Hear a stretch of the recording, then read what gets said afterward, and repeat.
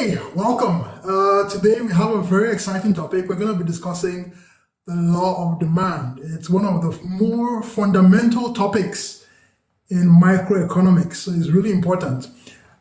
This topic is important because very often a business or some company, they often want to know what will happen to demand if we change the price of our product. So take, for example, Netflix. They might be interested in knowing if the price is currently $500 per month. What will happen if we raise the price to $600? How would that affect our subscriber base? They may be interested in knowing this. And of course, this topic is very important in similar applications. First of all, what is the law of demand? It's a very simple idea. It's the recognition of the phenomenon where you have price increasing and quantity demanded of a product decreasing, right? And also, if the price will go down, the quantity demanded should increase. This happens in most cases. There are exceptions to this, which we shall talk about in a future video. So demand can be represented basically in two main ways, either as a schedule or as a curve. Now, these two things actually are the same. They are exactly the same. The only difference is in the demand schedule, it's a table. It's a table where you have prices and quantities listed, while the curve is a graph, more or less. Okay, I'm going to illustrate this using an example of a gaming PC. So if you think about some high-end gaming computer, you could have this as a demand schedule. You have the prices on one column and you have the quantity of PCs demanded in millions in a different column. So these two things work together to give you the demand. So you can see when the price is $100, 70 million people will like to buy the product. When it goes up to 300, now only 14 million want to buy.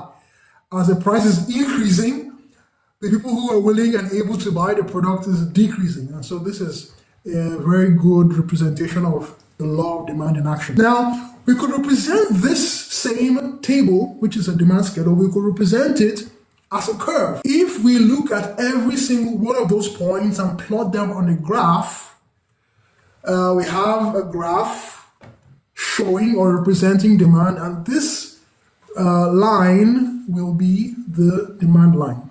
Now, it's important to note that there is a difference between demand and quantity of demand, right?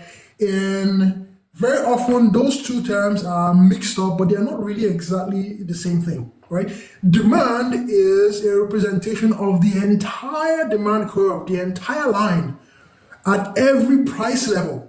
This is what demand is, right? If you're looking at one of the red dots and you're saying, okay, when the price is $2,000, the quantity demanded is 12. That is just quantity demanded at a specific price. So the difference between the two of them is if you're moving along the same line, let's say you're moving from a point A to a point B on the same demand line, D1, this is a change in quantity of demand. And the only thing that can cause the quantity of demand to change is a change in the price of the item.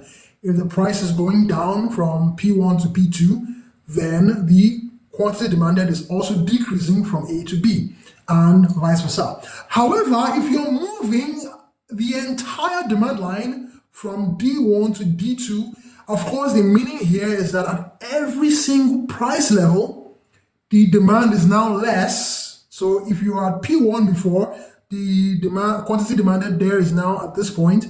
If you're P2, it's now at this point. At every price level, the demand is now less. This is a change in demand. It's a reduction in demand.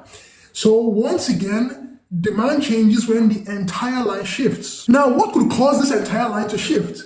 What are those factors that could cause the entire demand line to change?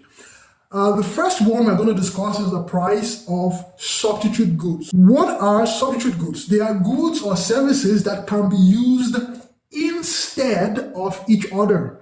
They are alternatives. The example I've given here to the gaming PC is the PlayStation. So a PlayStation is a gaming console that can be used instead of a gaming PC. Other examples are Coke and Pepsi, for example, or tea and coffee. Some people see that as substitutes. Not for me personally, but okay. The point is, when you have substitute goods and the price of a substitute good changes, it will influence the demand for the other product. Here's an example. If you have the PlayStation increasing in price, let's say it was costing $600 before, now it's $2,000. What is going to happen to the demand, not of PlayStation, but the demand for the gaming PC? What will happen is the demand will increase because now the alternative is now more expensive. It's so expensive now, people can't afford it, and so they would buy more of the alternative. And that's why when the substitute price of the substitute increases, it increases demand for the other product. And the reverse is also true. If the price of the substitute goes down, the demand for the other product will also go down because now more people will buy the substitute. Change in the price of complementary goods also has a very fundamental impact on demand. So here the example I've given is a PC game, Total War Warhammer. It's a PC exclusive title. So this is an example of a complement. They are goods that are used together, and when used together, they add value to each other. They make themselves more valuable than they would have been as individual products. So when they are put together, the value of each of them is magnified, right? And in these kinds of goods, when the price of a complement goes down, it increases demand for the other product. Because now people say, oh, these two goods, they go together. Now this complement is cheap, so I should buy this more of the other product. Right, so in this example, they see PC games now they've become cheaper. I should get a PC. I should get a gaming PC. Or if you are able to get it free, oh, even the best, I'll get a gaming PC. But if, on the other hand, you have the price increasing, the price is so high, people will begin to think, okay, maybe I shouldn't buy this particular console because the games on that console are far too expensive. The next one we'll talk about is a change in the number of buyers in the market. If you have a lot of buyers in the market, so assuming you have a lemonade stand, you have many people on the line, you're going to be very happy because you have so many people. So many people are willing and able to purchase the product.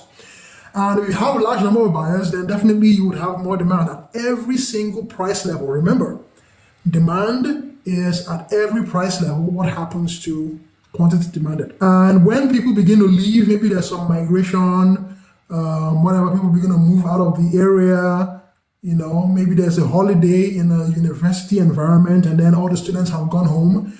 What happens now is this reduction in number of people means that automatically, irrespective of whatever the price level you put, you're going to have reduced or depressed demand. The next one we discuss is a change in buyers' tastes and preferences. Of course, this also has a very big impact on what happens to demand. If you have people very happy with your product, they all love it. People, there are rave reviews online about your product. Everybody is happy with it. You're going to have a lot of demand, irrespective of your price levels, because people like your product. Maybe there's an influencer that is influencing people to really, take up your product, whatever reason. On the other hand, if people don't like your product, if you have bad reviews, you have bad press, and sometimes this is why companies have public relations departments. They try to manage the information that about their company that is out there. Demand will be depressed in that case. Change in the composition of the population is important. Demography. If you are a gaming PC company, you're interested in knowing how many young people are here, how many educated people, how many uneducated, how many children, how many old people, how many men, how many women, how many youth, all this information is important in determining what happens to your demand. And change in buyers' expectations about the future also becomes important.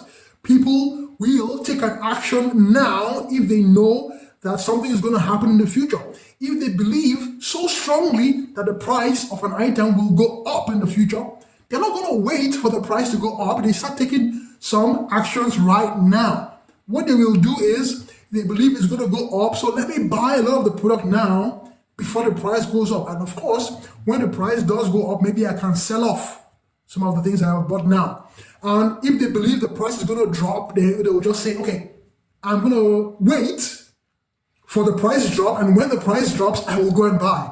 And this is what happens all the time when companies are having sales or whatever. They know a sale is coming, Christmas sale, some festival sale or Black Friday, and then they wait until the sale happens, and then they can buy. The final one I will discuss is a change in buyer's income or credit. When the income of buyers increases, in other words, when people have more money to spend, the normal expectation for a normal good is that demand will increase because now there's more money floating around, more people have more money to spend, more or less. And the reverse is also true. When people have less money available in the market, demand should decrease. Now, there are exceptions to this, and I will discuss this in a future video as well. There are cases where demand decreases when income increases, and vice versa. So to round this off, let's do a couple of quick exercises just to test your knowledge. I'm going to give you a couple of statements, and you need to tell me whether for each of them demand will increase, demand will decrease, the quantity demanded will increase, or the quantity demanded will decrease. 4 options. And the market we are considering here is for flagship smartphones. That is for smartphones that are high-end, top-end, whatever. For each of these statements, tell me which of these 4 things you expect to happen. And you can pause the video and give an answer. Here's the first one. The economy improves and now people earn more money because of a better economy. What happens? If you said demand increases, you're correct. Well done. So demand does increase, meaning that, because people now have more income, they will demand more of the product of the smartphones, irrespective of what the price level of the phones are. The second question, if the price of useful apps decrease, so apps that are used on the smartphone, the price of those apps crash. Maybe now it's now all free, whatever. What happens to the demand for smartphones? Well, the demand will increase. There's a health application that normally would cost millions or whatever dollars. Now it's free on the app. People will want to get a phone so they can make use of those useful applications. The next one, the price of smartphone processor chips increases, making smartphones more expensive. Now, smartphones are now more expensive. What happens? You remember we said at the start, if the price of the item itself is changing, that will affect quantity demanded and not demand. So if you said quantity demanded decreases, you are absolutely correct. So in this case, the quantity demanded will decrease and not the demand. The final exercise, 5G right now is not common. Most of the phones being produced right now don't have 5G capabilities, but people expect that in 2 years' time, 5G will be all the rage. It will be very widespread. What is going to be the reaction of people now regarding this situation? Okay, this is the answer I have. Demand will decrease at first, but will increase later. And you can kind of think about the reason why. If right now, people believe that in the future, 5G will be more widespread, but it's not widespread now. 2 years is not that long. It's a durable good.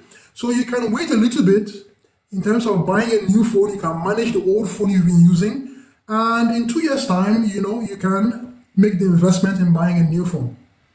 So demand could increase later. Thank you very much for your attention in this lesson.